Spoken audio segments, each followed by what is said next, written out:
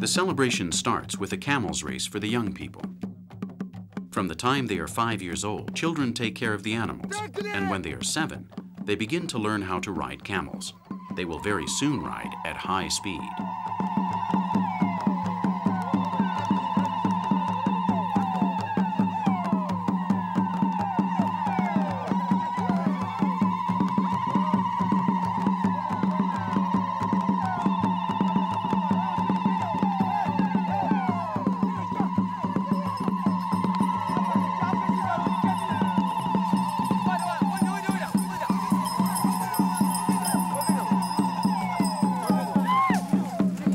In such places as Dimia, the influence of tradition is still very strong.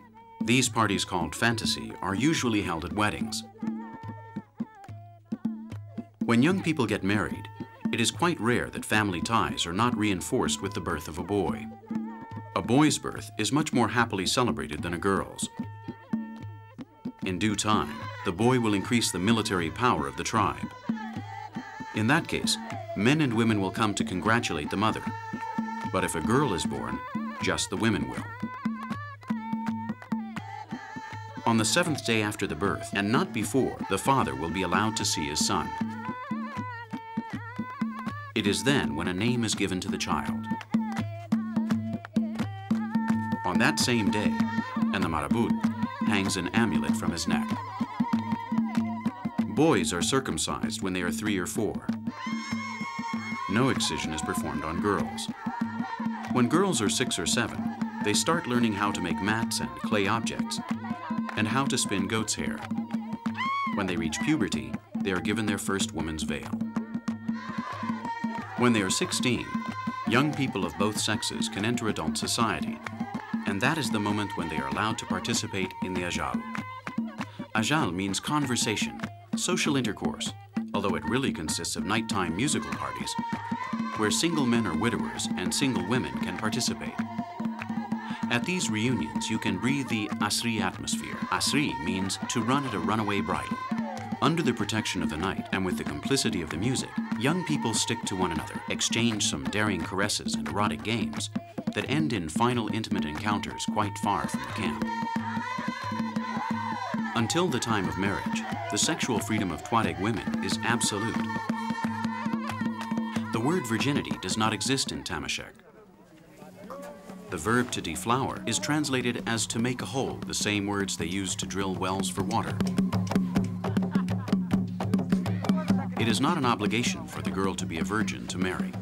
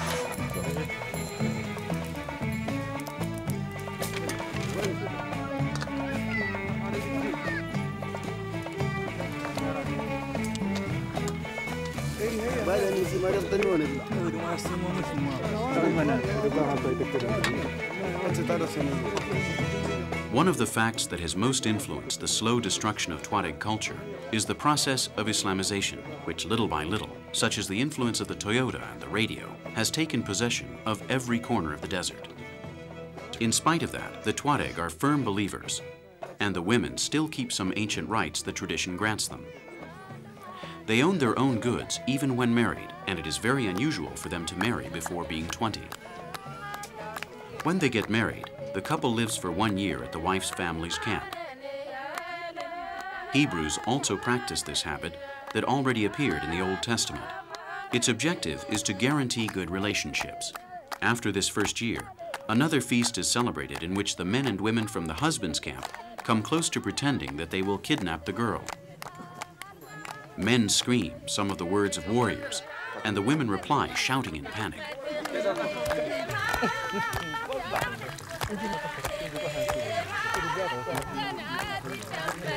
They surround the young wife's tent and claim her as if from now on she would only belong to their family.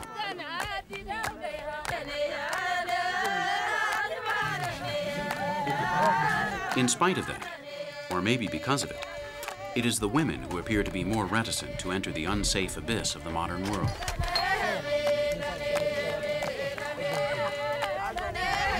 They are the guardians of tradition.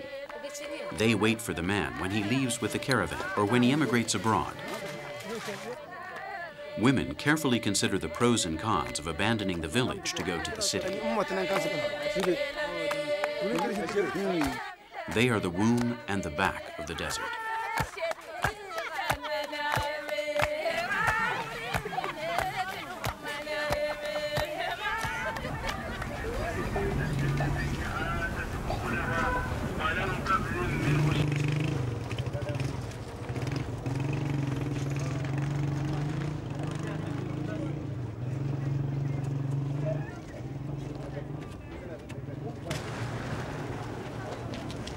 We go at last. My father has talked to me for a long time about this moment. I know that the trip will be difficult, but I don't care. I want to be a doctor, but I would also like to go with the caravan every year. I do not know whether this is possible. Anyway, the only thing I want now is to remain here and enjoy the trip. The elders say that we must learn how to do this job and further teach it to our sons, and our sons to theirs. When I grow up, I will have 4 children. 2 of them will go to the caravan and the other 2 will stay in the city. I'm the only son and cannot break myself in 2.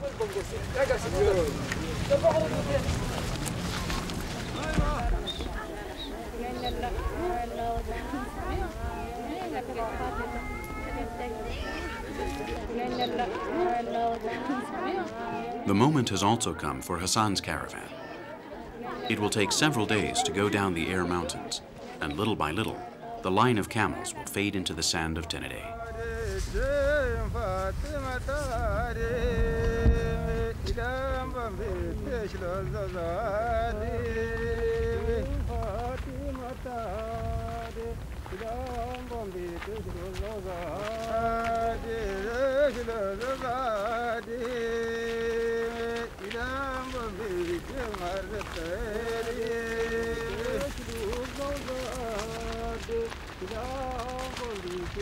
The journey out from Timia to the salt mines could last about 2 weeks. Another 7 days will be spent to select and load the salt blocks, and 3 more weeks to carry them to Agadez, where they will sell them to the highest bidder. With the money obtained, they will buy millet and some other caprice. Hassan's father wants to buy a TV, but in Timia they do not have electricity, so he will also need to buy a generator. He still does not know whether the trip will yield profits enough for all that.